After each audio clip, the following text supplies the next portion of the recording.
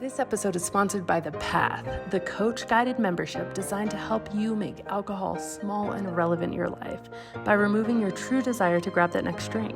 Our science-based, compassion-led program allows you not only to shift your behavior and your relationship around alcohol, but more importantly, uncover and reprogram your subconscious conditioning and neural connections that have been keeping you stuck for years.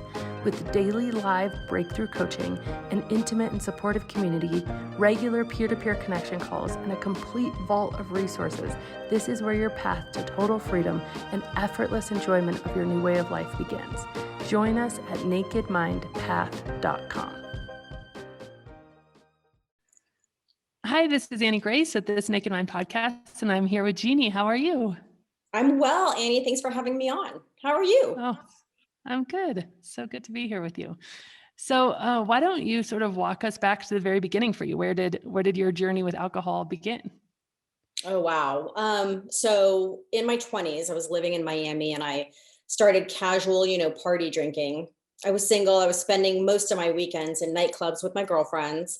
I worked hard during the week and then to go dance on Friday nights where the ladies drink free, the mixed drinks and the shots. Those were typical choices for me and my friends. And, looking back on it, I can see that it was easy to drink because the drinks were so fruity and full of sugar. So yeah, I'm going to love that.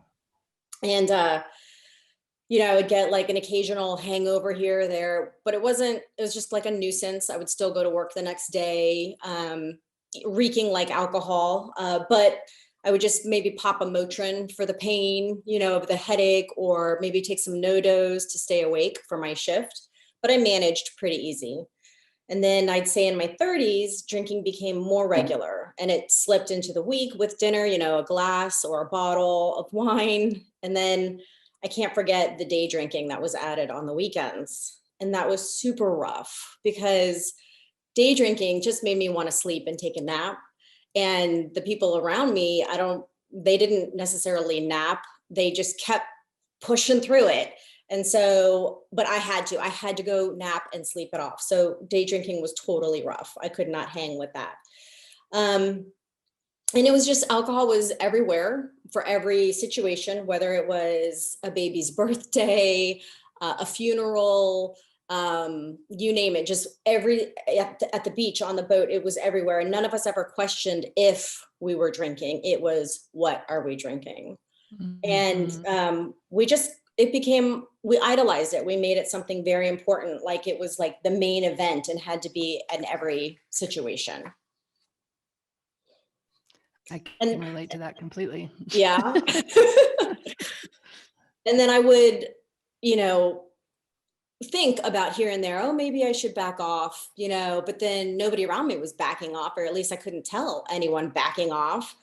So the only time I really ever considered taking a break from drinking alcohol was every January. Our church would do the Daniel fast, which is a fast named after a man named Daniel in the Bible. And we fasted alcohol and sweets and stuff like that. And I was successful at avoiding alcohol for January for the fast. But then as soon as February came, I was like, all right, time to drink again. Like it didn't make any sense looking back on it now.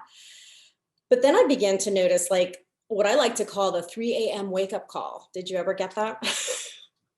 Yeah, it was central. Oh yeah. So my 3 a.m. wake up call, and I don't have trouble sleeping at all. I can sleep. I'm a very hard sleeper. But after a heavy night of drinking, like clockwork, my body would wake up at 3 a.m. and I could literally feel like trembling, shaking. My head was like spinning. I felt like I can't get up or I'm going to fall down. And so I would lay there for hours trying to go back to sleep, praying I could sleep it off, but I just couldn't. And then when I would wake up, hangover was still there, and they began to get so much worse. They lasted for days. So the hangover in my 20s was nothing compared to the hangover that I was experiencing in my 30s. No longer were the hangovers like a minor convenience. No, they were hangovers from hell. And I had brain fog, headaches, dizziness, stomach aches, and intense anxiety. Oh yeah, anxiety. Thanks, alcohol. I'd never had anxiety before that. So, and this just lasted for days, and I knew I couldn't continue on like this, but I really didn't want to quit drinking either.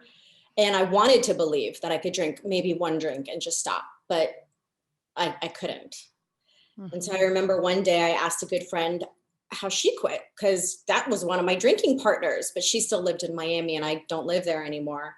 And she said she quit through hypnosis. And I thought, I'm not doing hypnosis. I don't know why I thought that I wasn't going to do that, but I just chose not to. But I was like, man, that worked for her. That's awesome. So then I reached out to a buddy of mine who was an active drinker. And I said, would you quit with me? Because I guess maybe I didn't think I could do it alone, or I wanted some support. And she like square looked at me and was like, no, she was not ready. So, and looking back, maybe I wasn't ready either. Maybe I knew she would tell me no. So Interesting. but I knew a handful of people who didn't drink. And I would remind myself that I didn't drink as a child. And I knew that the alcohol and its increasingly awful side effects were literally stealing days of my life from me. And I don't like to be stolen from. I don't know anyone who likes to be robbed or have something taken away from them. But my drinking and in excess was an open invitation to the theft of the days of my life that I will never get back. And I paid good money for alcohol and I made it important, wherever we went. I mean, we were the ones who would provide it many of the times. If it was our party, we would provide it. We want to make sure everyone was having a good time. And so I wanted better for my life. I wanted my life back. I wanted better for my 10 years of marriage, for my children, and I just wanted to be present for my family. Yeah. So such good goals, so important. I like how you say that it was just costing you life and having the presence of mind to see that, because, so often we're in the middle of it and we feel like it's the thing that's giving us life. And to be able to see that that's actually not the case is, it takes a certain level of awareness for sure. It's a huge awakening. And so as this process was happening, as I knew I wanted to get my life back, out of nowhere, my dear friend, Jackie, she led me to your podcast, and your voice was and is still so soft and tender. And you delivered the facts about alcohol to me in ways I had never heard, in such a way that I would listen. It's just like your intro says, we discuss alcohol without judgment. And those words are key words to invite somebody in to listen. And that's exactly what I did. However, I was listening to your podcast and kept drinking. I would pray to God and ask him to take my desire away to stop drinking, but I would keep drinking. And I would read my Bible that warned me about the dangers of drinking.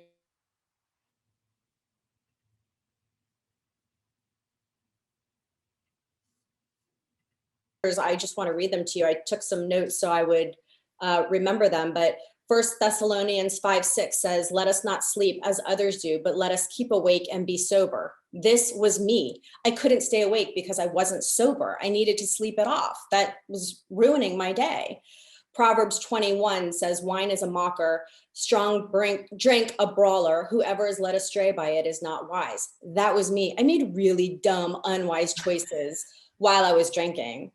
Isaiah 5:11, how horrible it will be for those who get up early to look for a drink, who sit up late until they are drunk from wine. This is me. I got up early to relieve my drinking from hangovers. I would do that. Hair of the dog, right? Mm-hmm. So Totally. Yeah, I would get up early just to drink and shake that stuff off that I did the night before. And it's just a vicious cycle of, wait a minute, the thing that made me bad is the thing that's going to also, or the thing that made me feel bad is the thing that's also going to get me out of this. So you're like attached to it, but you don't want to be. Yeah. So through prayer, through consistent prayer, reading my Bible, asking for the desire to be taken away, listening to your podcast, and truth, I believe that that's what helped me. I know that that's what helped me stop drinking. I have not had a drink since September of 2019, when my husband and I went on a vacation. I had drank I didn't know it, but I was drinking my last bottle of wine with my husband at dinner. The next morning I woke up and I was just like dead to the world. I was like, this is awful. Here I am on vacation with my husband. I can't even enjoy it. What am I doing? Mm-hmm. That was a huge wake-up call. And so, Annie, I know that everyone's going to have their own way of finding freedom. And you actually just made a post, I think it was on Instagram, about how we're all going to maybe get sober or stop drinking or be free from alcohol in different ways, whether it's AA, rehab. You talk in your book about spontaneous sobriety, with your dad and others. And so I just feel like there's so many ways. And I just know that what you're doing is, and I'm sure you and your team know this, you're setting captives free. And that's just what Jesus did when he walked this earth. He came to set the captives free. And that's what you are doing with alcohol.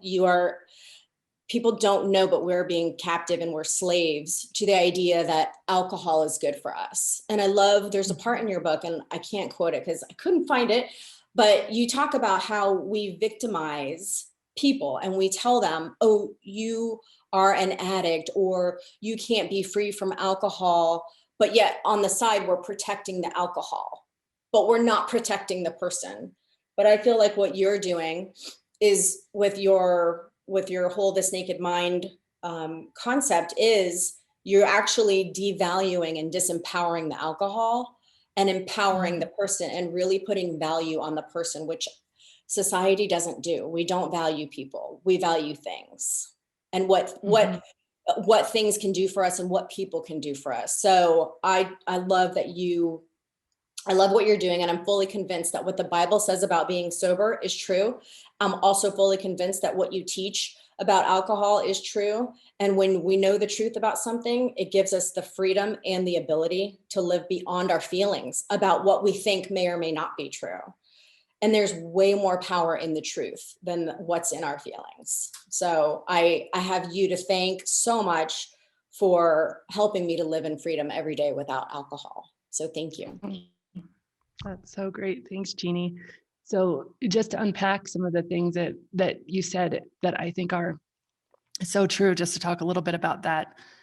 The blame game, I guess, is I think what I called it in the book of who's to blame here. And, society will have us believe, and I believed for a long time. I mean, I'd look myself in the mirror or wake up at the 3 a.m. throes of the middle of the night and that pit of anxiety and the upset and the tears that came with it, and just ask myself on repeat, what's wrong with you? What is your problem? Do you, and why can't you get this together? And it was, I didn't understand why I was in control and felt like I had autonomy in my life in so many other areas, but I didn't feel like I had autonomy as much as I wanted, at least when it came to this. Like I could certainly not drink for a few days or a week or whatever it was, but I feel miserable or upset the whole time. Like I felt as if I was deprived and missing out. And so it wasn't really freedom. And I think that is one of the things that is so interesting is that it's really hard to find freedom with rules, which I think is so good. If we go back to this idea of, just the stuck nature of the self-blame, if you're to blame, then you have to behave in a way that is out of integrity with who you are. So say the human's the problem, right? The human's the problem. And as human beings, we're born to drink. We just want to drink from a young age. And some of us just have this penchant more than others, and we're just desperate for it. And it's just definitely our fault. If we go, down that road, then the only way out of that is to be completely out of, if that's true for us, like, yes, I'm just one of those people who just loves alcohol. I was just born this way. I'm just meant to drink it. Then the only solution for me when alcohol starts to create such a big problem in my life is for me to put rules around myself not to drink it because of fear. And I don't generally think that is true freedom. I think it can work for some people because the fear or the pain is so great. And eventually it can become freedom once we live in that new way of being long enough. But I think actually mindfully saying, okay, no, I'm free to do anything, but let me just investigate this enough and get enough knowledge about this thing to make an informed decision with the parts of my brain that are, really the most human parts and the most evolved parts wanting the best for me. And so have that that conversation, because I don't think that, even if it's rules that we're putting on ourselves, I think hard and fast rules kind of don't go hand in hand with freedom. And we are just bound to rules if we make ourselves the problem, because then we have to police and manage our behavior. But if we can come out of making ourselves the problem and say, okay, wait a second, maybe my brain is doing exactly what it's meant to do. Maybe I Right. was literally created to want certain things in a response to certain chemicals that are released in order to perpetuate survival and health. And then, but as human beings, we create things that, make money and that are attractive to people. And so all of those things, some of the most profitable industries of the world have one thing in common, and that's this artificial release of dopamine. So from first person shooter video games to Instagram to alcohol to tobacco, drugs, of course, like all of these things, high fructose corn syrup, all of these things do one thing in the brain, and that is to trigger the part of our brain that says, yes, do that thing again. And by Mhm, the way, do that thing again in order to survive. mhm. And so if we can step back and say, wait a second, I'm not the problem. My brain is doing exactly what it's created to do. I was created perfectly. I am whole Yep. and good. And I've actually, by the way, and this is hard for people to swallow, have the best intentions. I didn't go try to get myself into trouble or go try to ruin my family or go try to ruin my health or any of that stuff. I actually was trying to do the best by my family and myself. But I was just doing it with the wrong tools, because I was given this tool and this substance that masquerades as something very attractive. And then kind of, the true nature of it is really just, falling asleep and death and numbing and distancing from the more authentic parts of ourselves. And so I think that shift from it is the person who's the problem to it is the substance that's the problem is kind of the foundational shift. And then you can move beyond, okay, well, I have to do this. I have to do this because I have to police and manage my own human desires, to wait a second, do I even want to do this? And then I think, yeah, true freedom does come beyond rules. So that was kind of a tangent, but No, I like what you say though, because just because we're able to do anything we want in this life doesn't mean that everything is good for us. I mean, I could swallow a frog if I wanted to, but is that going to make me feel good after? But what I realized with the whole drinking thing, and with anything that you do in excess, whether it's excessive shopping, excessive drinking, excessive, you name it, you fill in the blank, it's just you idolize that thing, and that thing takes a way more important place in your life than it is supposed to. And so it's, again, I think it goes back to what you just said was, it's not the human who was created perfect and good. It's not it's not a condition that now we become victims and totally disempowered, but it's actually the substance and the thing that becomes the focus that we need to, instead of heighten and idolize, we need to continue to devalue and disempower it. And I like what you said, that we victimize the person, and that's what society just likes to do, because for some reason, I guess for money, the alcohol companies, and any company, they dangle something in your face that's shiny and pretty, or even in your book it talks about relief from the human condition, but it's a masquerade. Like you said, it's masquerading as relief. And I know too that with some things just become habit, and you have the craving because it's a habit, but you don't even like what you're doing anymore or what you're becoming anymore.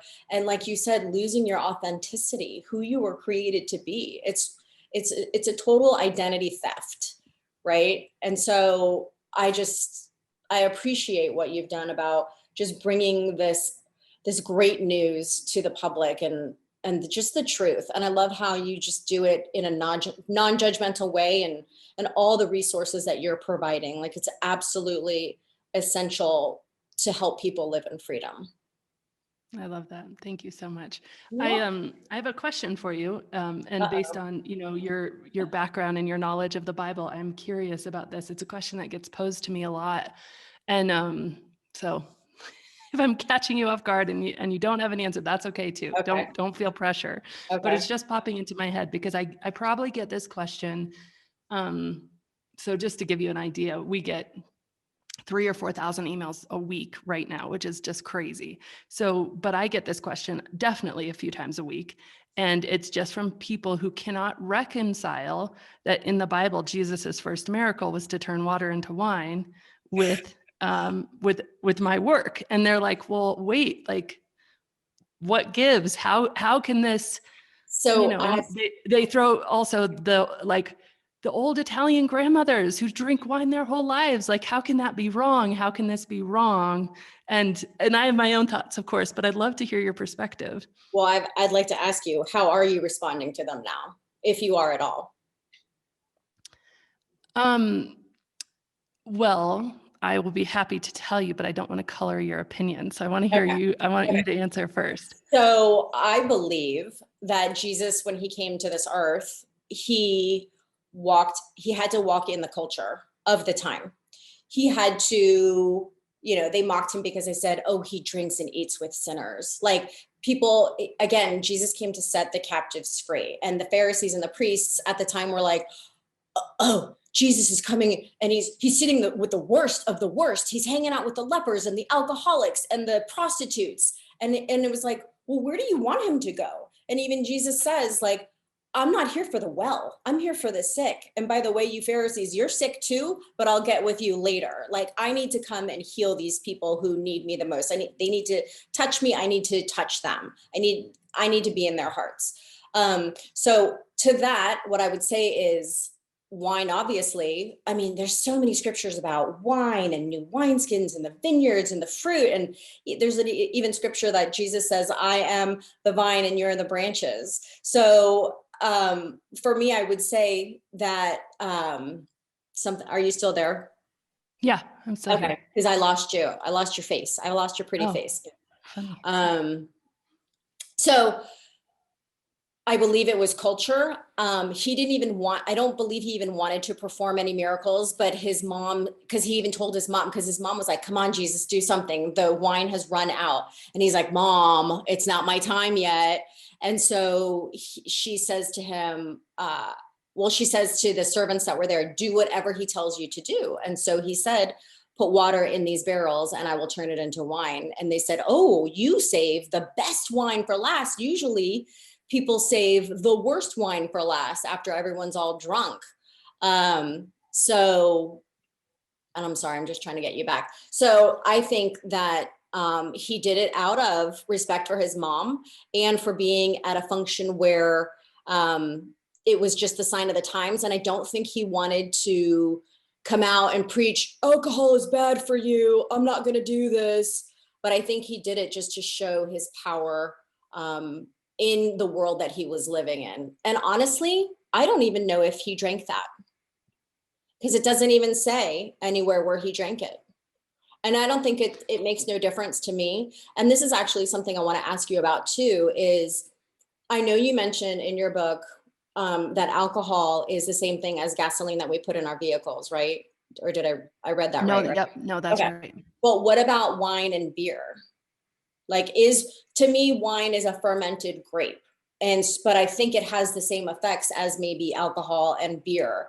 But I don't think, that wine, does wine fall into the same gas category as alcohol? So let me talk about the chemical stuff and then I'll come back to how I've been answering that question. And thank you for your perspective. I think that's really interesting. Again, like people send in questions and I always find it fascinating.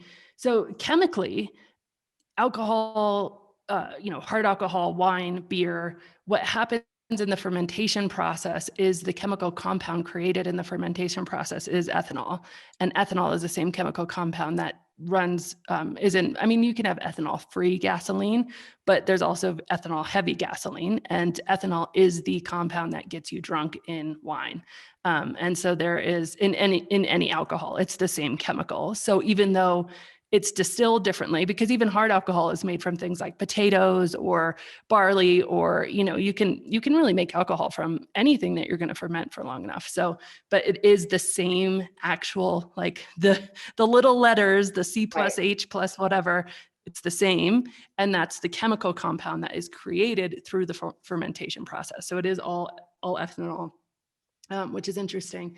So what I say as a response to that is kind of a fewfold. First of all, I have read, and I have a hard time. I always want to caveat things that I haven't actually personally read the study or been able to like verify the study. And of course, this is ancient history, so I can't do that. But there is some pretty good credible sources to say that the wine and beer of that day was very different and for very different purposes. And in some cases, it was much less alcoholic, for one thing. I think that's pretty definitively true. So in terms of actually getting drunk, it wasn't something where people were just drinking to get drunk. And that's, I'm sure there's cases where people were totally drinking to get drunk as well. But a lot of times people were drinking in order to just not drink the water, and because the water had so many parasites in it. So I do kind of say, like, you might want to research this, because this is a fascinating aspect of just the times that they were in. But of course, that doesn't sort of definitively answer the question. And so I really say that while I don't know that, I want to, I kind of put so there's three ways. So the first way is that aspect of, let's just explore the fact that alcohol itself might have been very different. We don't know for sure, but just let's try that on. Maybe it's true, maybe it's not true. Right. The second one is that anything that we do that can be used for good or evil, obviously, like sex is the thing that keeps our humanity alive. And yet, I mean, there's few things that can be infused with more evil, right? And so like anything can be used for good or evil. So I can't definitively tell you that wine is evil. And, I never would say that, but how we humans choose to use it, I think can bring about goodness in our life, or can bring about ruin and destruction in our life. And I think that's really has to be an individual choice. And I think it can, we really have to do that. And then the third frame that I give people around this is just this idea of, does it matter? Like in like your present life right now, does it matter? What if it was true either way? Would it change your behavior? If you said, okay, well, wine must be fine, but you're seeing the evidence in your life of waking up at 3 a.m, of having in my case, my teeth were stained purple, my kid didn't want to sit on my lap, all of this pain, does it matter?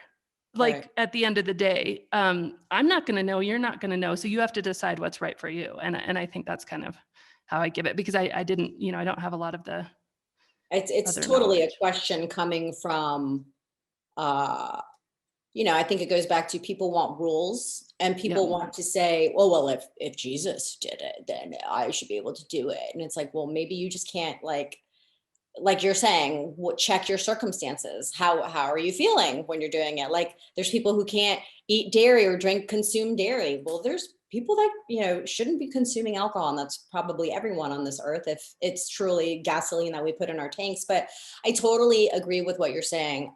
100%. I am sure that alcohol was different historically, just like wheat.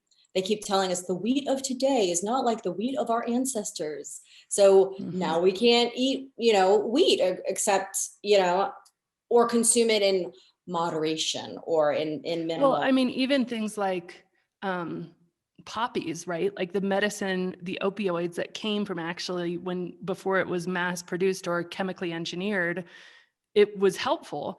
Cocoa leaves, people used to be able to chew those while working in the fields, and it was like coffee or caffeine. You just get a little bit of an extra boost, is what I understand. But then cocaine clearly is like massively destructive. Heroin is massively destructive, but we've taken this poppy plant that has medicinal properties and then created something that is just so destructive. And I think that, there is greed at the center of a lot of that, the things that happen. When I stopped drinking, which was 6 years ago now, the highest you could buy a beer unless you looked at some specialty shop, was maybe, and I remember paying attention to this because I wanted to buy the highest alcohol per volume drinks, but the highest you could buy was like, 6-7% beers. And that was like really high. Like you're like, whoa, this is a strong beer. Now you can get 9-10% beers. That used to be what a normal bottle of wine was. And this is just in 6 years. Now a high bottle of wine would be like 17%. And now it's over 20 in some cases. You can get just more potent stuff. I mean, you look at this with food too, in the 50s, the size of a cookie compared to today, the size of a cookie, or the size of a Coke compared to today, the size of a Coke. So we're just going this way of, okay, if a little of that is good, a lot must be better. And then if we run up against a point where we're like, a lot isn't better, we do want that framework and that rules. You're exactly right. That question is coming from. And of course, that's the question that has to do, I guess, with your background. But I get lots of different questions like this from, whether it's the Italian grandmother question or whatever, but it's coming from, I want to convince myself that what you're saying isn't true, because then I'm letting myself off the hook. Or I want you to give me some other definitive rule here and framework so that I can like make peace with this, because I need that sort of structure. And I think the more we can move, like, for instance, for me, and I know this isn't true for everybody, and we have to like just allow so much gray area if we're going to have this conversation of living beyond the rules, that everything's permissible, everything might not be good, living in this place of self-compassion. We have to do it at the level we're comfortable with it. I think often rules and structure can be really helpful in the beginning and in order to get your footing. But for me, like, I never would say I'm never going to drink again. And that like really blows people away. And I'm like, no, because for so many reasons, to be honest with you, do I think I'll ever drink again? I don't think I probably will, but I'm not going to say that because I'm not going to conform in that way, both for my own brain and my own mental health. Like if I was to say that, I feel like, what if it's not as much anymore? But especially at the beginning, I'd be like, well, what if I'm at my granddaughter's wedding and I'm 96 years old and it's a champagne toast and, it's really important to her because, it's a Jewish wedding and they've just broke the glass and like, whatever. I mean, who knows what my brain can invent, or what if it's an accident? And it's just all of this stuff. Whereas for me, saying, you know what, I drink as much as I want, whenever I want, I just haven't wanted to drink in 6 years now. Like that feels like freedom to me. That feels like, no, I am sitting exactly where I want to be sitting. I am making a choice that I don't have to do this anymore. Not that I don't get to do it. And I'm not, there's no self-pity in that decision. It's a real decision of like ownership of my own autonomy, I guess. Yeah. And I think what you're saying is that rules don't give you a choice. A rule is a rule. You either follow it or you break it. That's the choice. So with you, you're finding freedom in the ability to actually have your own choices. And I like how you say there should be some structure. There should be rules, especially, if people are in the mindset that they might need it for a short term. But I think like anything, it just becomes habit. Like, why would you go back to something that enslaved you or that stole from you, your authenticity and your life and the person that you were? Like, it just seems like now living in freedom, you have such a great choice and such an awareness and an awakening that you're no longer a slave to rules, really.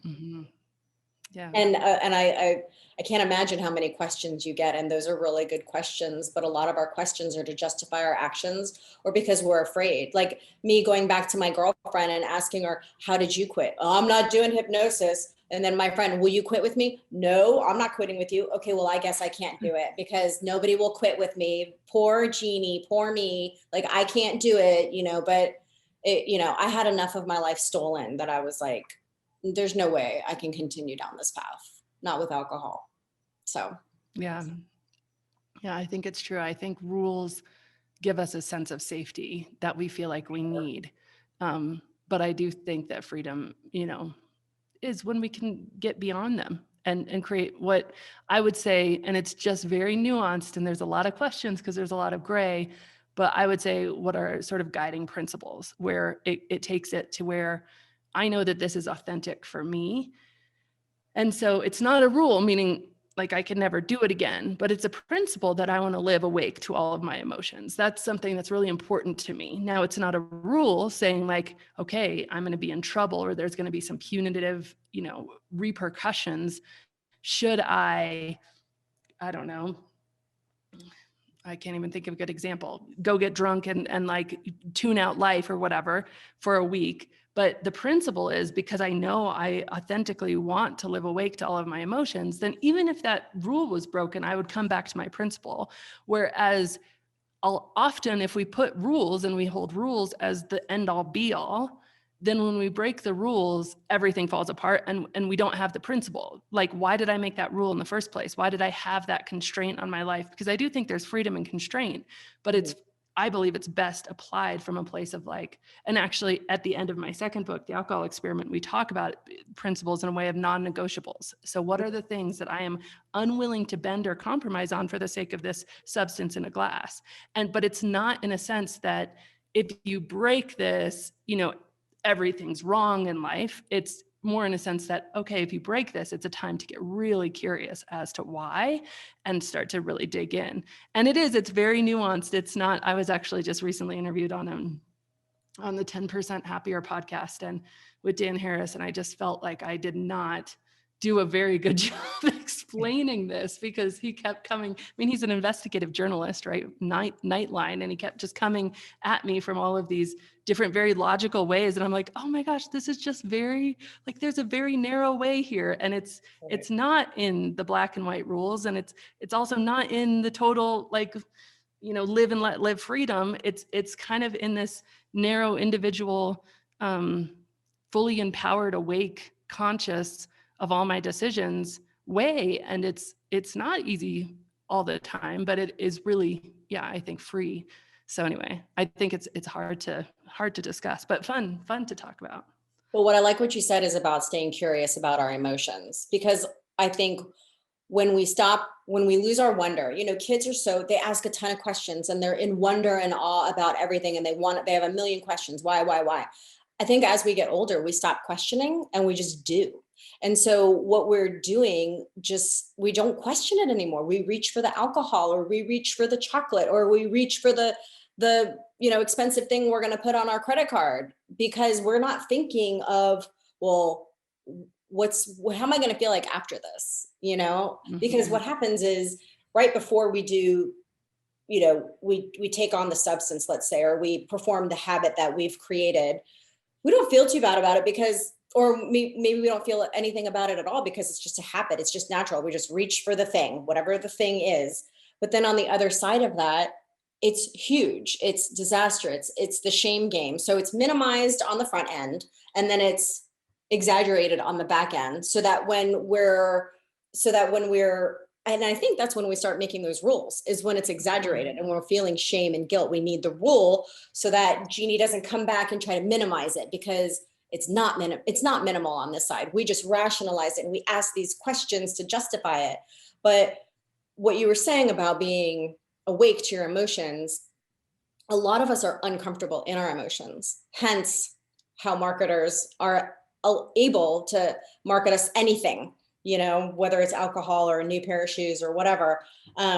But being curious and sitting in your emotions and saying to yourself, why am I going for this alcohol? I know I do this every Friday night, but should I? Is this good for me? How is this affecting my life? How am I enjoying this? Do I feel good the next day? Like, just staying curious and sitting in that, maybe you're uncomfortable, maybe you're stressed, maybe you're having anxiety and you're just like reaching for the bottle or whatever it is. But just to take a minute of like self-reflection, because I know I didn't. I know I would go for the bottle of wine and think, oh, it's just a glass. It's just a glass. I would tell myself, I would minimize it. By the end of the bottle and the next day, I was like, what did I do? Why did I do this again? Had I asked myself at that moment, okay, Jeannie, what are you feeling? Sit in this, sit in your feeling. Ask yourself, what are you feeling? Like, be awake, because you're about to dull your emotions by doing X, Y, Z.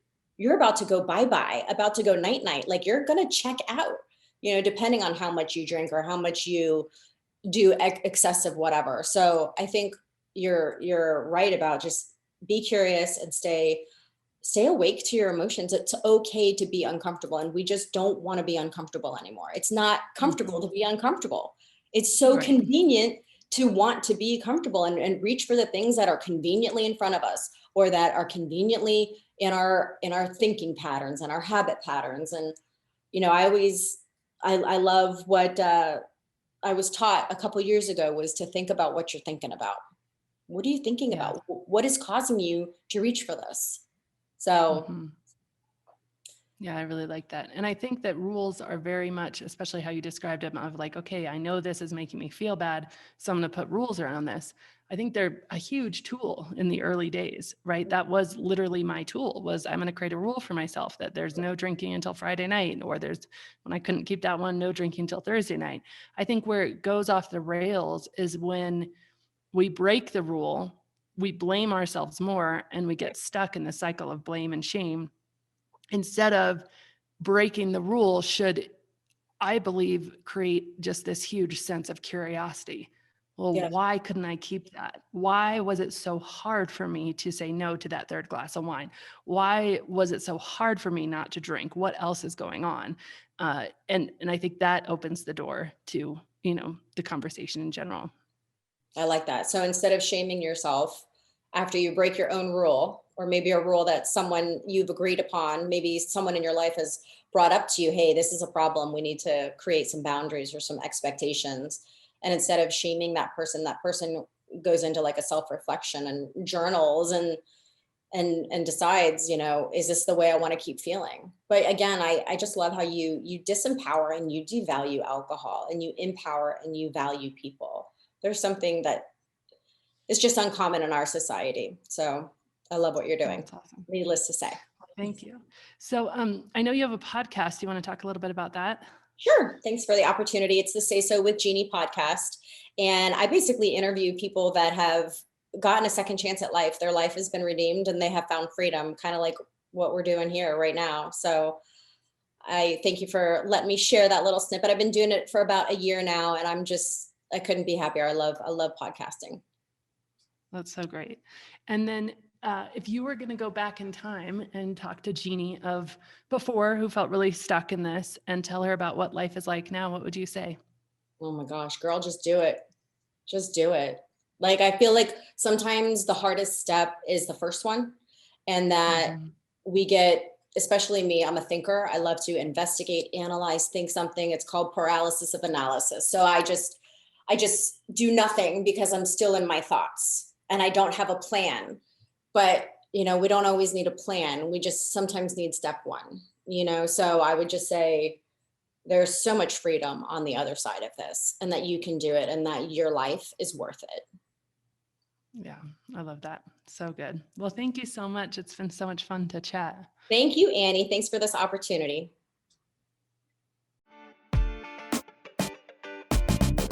Hi, it's Annie Grace. I wanted to interrupt this podcast, I guess the end of this podcast, to say that if you're totally serious about actually and truly and forevermore transforming your relationship with alcohol, really leaving it behind in the rearview mirror for once and forever, and changing your psychology about it, we have a program called The Path that I've created specifically for you. Now, it's not for you if you're still dabbling or trying to figure out where you want to be, or maybe even if you still want to moderate. All those things are fine. That's great. But if you're beyond that and you're like, no, I just want to be done with this. I'm ready to invest some time and I'm ready to just make this happen. I want the answer. I want the easy way out. Then I want you to check out nakedmindpath.com and join us in the path, where you receive coach-guided and community support so that you can truly make this lasting change that you want in your life. And as always, rate, review, and subscribe to this podcast, as it truly helps the message reach somebody who might need to hear it today.